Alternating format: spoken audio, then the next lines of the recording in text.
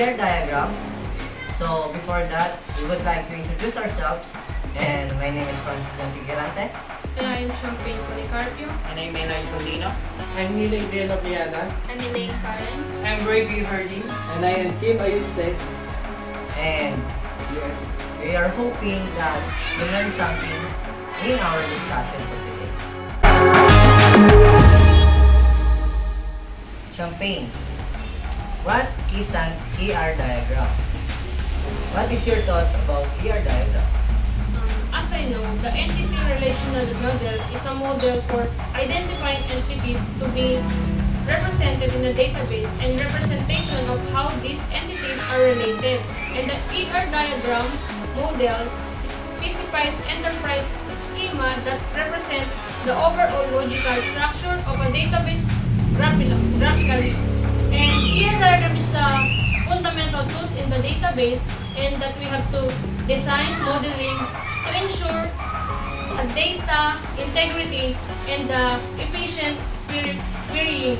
And so, Ray, what is your thought about why do we use ER diagram in the database? So it's a great idea. So personally, ER diagram are used to represent the ER models in a database, which makes them easy to convert it in relationship or data. ER diagram provide the purpose of keyword modeling a project, which makes them intently useful. ER diagram require technical knowledge and no hardware support. And these ER diagrams are very easy to understand and easy to create even for a new user. It gives us standard solution for visualizing the data logically. So, I know that there's some symbol used in ER diagram. So what are those? There are 6 symbols we use in ER model. First, figure rectangle represent entities in ER model. Second, ellipse represent attributes in ER model. Third, diamond represent relationships among entities. The fourth, figure line represent attributes to entities and entity sets with another relationship type. Fifth, figure double ellipse represent multi-valued attributes. And the last figure, double rectangle, represent weak entity. And in 3 components of ER model, what is entity? An entity may be an object with a physical existence. It can be a particular person, a car, a house, or an employee. It can also be an object with a conceptual existence. It can be a company, a job, or a university course. As you can see in the PowerPoint, the customer is the strong entity, and under it has the weak entity.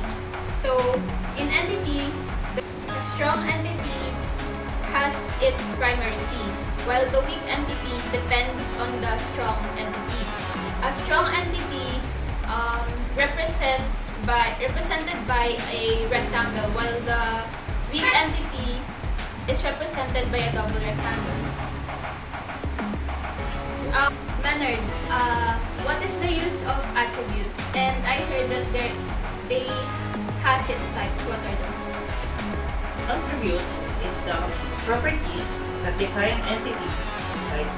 For example, class ID, class name, age, and size. We have 4 types of attributes. They have key attributes.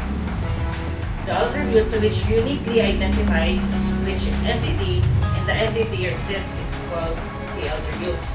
Composed attributes. And attributes composed of many other attributes is called composed attributes. Multi-valued attributes. And attributes consisting of more than one value of given entity. Derived attributes. And attributes can be derived from other attributes of the entity types. It's known as derived attributes. Kim, what is degree of a relationship set, and what are those type? Thank you, Maynard. What is degree of a relationship set? So, relationship sets, the number of different entities sets participating in a relationship. Sets, it's called the degree of a relationship set. So, there are types of degree of a relationship sets. The first one is unary relationship. Unary relationship when there is only one entity sets participating in a relation. The relationship is called a unary relationship. So as you can see in the diagram, there is a person that is the entity, and the relation is the order to. Person participating to a relation which is order to, and the order to the relation is participating to entity which is person. Then the next one is binary relationship. What is binary relationship? When there are two entity sets participating in a relationship, the relationship is called binary relationship. As you can see the example of this binary relationship, the entity is the customer and participating to relationship, and the relationship is participating to the another entities which is the product. So the next is ternary relationship. So what is ternary relationship? When there are three entities sets participating in a relationship, the relationship is called ternary relationship. So as you can see the diagram example, there is that three entities connecting to the another entities that connecting to each other. So the next one is cardinality. So Francis, cardinality, what is the cardinality and what are those type of cardinality? Explain it. Thank you, King. So, what is cardinality? Cardinality is a number of counts, or how many times an entity of an entity set participate in a relationship. The first types of relationship is the first type of cardinality is one-to-one. One-to-one when each entity in each entity set can take part only one in a relationship, like the diagram it shows in the PPT. One customer can pay one bill. And the next type of cardinality is the one-to-many. In one-to-many mapping as well, where each entity can be related to more than one relationship, and the total number of tables that can be used in this is 2. Just like that, one customer can order many products. So, one customer can own many products that he would buy in a store or in a company. And the next one is a many-to-many. In many-to-many, when entities in all entity sets can take part more than once in the relationship cardinality, just like what in the diagram we've shown. Many customers can use many tables. And the next one is the participation constraint.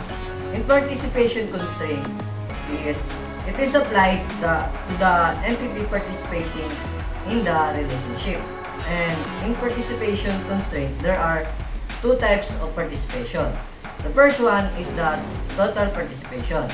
And for total participation in each entity in the entity set must participate in the relationship. And the total participation is shown by a double line in the ER diagram.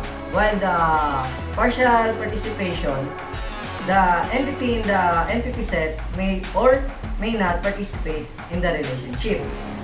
We have example in this partial constraint. the trans number and the size. There are 5 sets and in both sides. As you can see, we connected the number set in size. The 5 set in trans number, they are all connected in the size.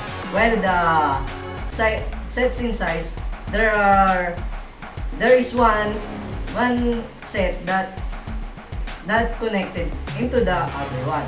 So the trans number is a total because all of the set is connected to or has been used in the size. And while the size is a partial because there's a one set that not have been used. And as you can see, the line in trans number, because it's total, it has 2 lines. While the size has 1 only because it is partial. And we are closing this video, and I hope the discussion is helpful for you and you learn something from us. And that's all. Thank you for watching. Thank you, guys. Goodbye.